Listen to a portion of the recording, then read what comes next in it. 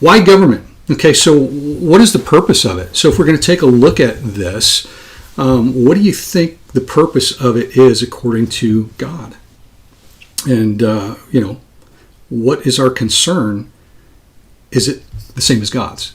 Let's take a look at Romans 13, 1 through 6. Let every person be subject to the governing authorities, for there is no authority except from God, and those that exist have been instituted by God.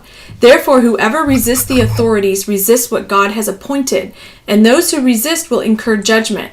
For rulers are not a terror to good conduct, but to bad. Would you have no fear of the one who is in authority? Then do what is good, and you will receive his approval, for he is God's servant for your good. But if you do wrong, be afraid, for he does not bear the sword in vain, for he is the servant of God, an avenger who carries out God's wrath on the wrongdoer. Therefore, one must be in subjection, not only to avoid God's wrath, but also for the sake of conscience. For because of this, you also pay taxes, for the authorities are ministers of God, attending to this very thing.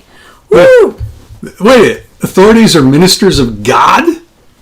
And God instituted them and set them up. Wow. And see, this is one of the reasons why you'll see individuals when it's, let's just speak to the elephant in the room, so to speak, in recent months and so forth, when there are government mandates as far as church gatherings, and then some churches meet and so forth. And we'll take a look at that in our next section, to obey or disobey over here. But the reason why individuals even have that in mind is, hey, wait a minute, aren't Christians supposed to obey the government? And so here's the deal. Rather than, we'll hit that in the next section. Right now we're looking at basically why. Why does government exist? I mean, why does it even matter? From a biblical perspective, from a Christian perspective. And so we're going to take a look at really the four things that we see scripturally for it. Before we do, here's a quick commercial. What I want you to see is, he says, for this reason you also pay taxes. And he's talking about the social order that they keep. Doesn't mean all politicians and all authorities are moral or good or right. He even says he's going to set the Antichrist up one day. Well, how about this? Peter and Paul are both talking in the context, writing under Nero. Honor the emperor who's going to crucify me upside down. Okay. Yeah. Last I checked, and again, sorry, but all my Christian brothers and sisters throughout the year, every time a new, or not a new politician, Clinton, Bush, Obama, Trump, everybody's the Antichrist. Yeah. They actually lived under a guy who was pretty much like the Antichrist, and they're like, quit freaking out. Yeah. So here's the deal. Pay taxes because they're ministers over the earthly domain. Why is it then people who don't think twice about paying taxes all of a sudden object to giving tithes to God's kingdom? Hey, just wondering, just saying. Anyway, there's a freebie for you today. There's a freebie. Didn't tune in for that, but well, it's because the government. Pastor. It's because the government spends money so responsibly. But I apologize. That was my sarcasm. But hey, Martin Luther King. Hey, we're having fun here. Having fun. So, what are the purposes of government that we see from Scripture? Number one, to protect citizens. Okay, specifically their negative rights. Remember what we talked about. If you are watching the archive and you just fast forwarded to this, go back to notes and quotes. We discuss what negative rights are versus positive rights.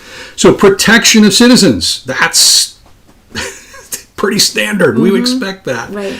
Number two, to punish evildoers. What? For their unjust infringement on those rights of others. So they do something bad. Okay, there are certain things that the government has an obligation. That's what God set them up for. Number three is to promote justice and peace, okay, in society at large. Notice I said in society at large, meaning if you are having a disagreement with your spouse or your, kid is mouthing off to you or whatever, it's not the police's job to come in and break it up. Okay. No, but they do. No, well, That's to protect the negative rights. If it gets to the point of actual abuse. Yeah. But I'm talking about just, disagreeing over what to watch on TV or something. There are times in which punishing evildoers and promoting justice and peace, we're talking about for society as a whole. And again, societal stability, that is government's responsibility. So when we talk about why government, why does it matter, hashtag, monarchs are hashtags meaning others, next steps are relevance, are relevance. Okay, this is relevant to real life because what we're going to see is that the Jesus way ought to work every day, including in our political sphere. So, and then finally, and this is one you don't see as much, according to Romans 13 at least, it's the praise of do-gooders. To celebrate and encourage citizens' altruism, This is why you get a philanthropy, tax break if and you charity. give tithe.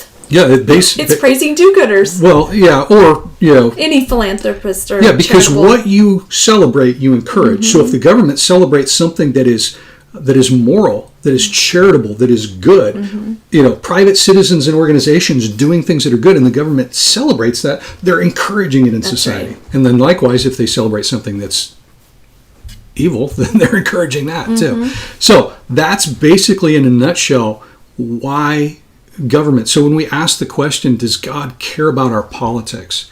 If God cares about people, how can he not? Right. Okay? Right. And if God ordained government, and he did, for a specific purpose, then let's make sure that our expectations are fair, because I think a lot of people get upset with the government or with politicians because they have unrealistic or even incorrect expectations of the government.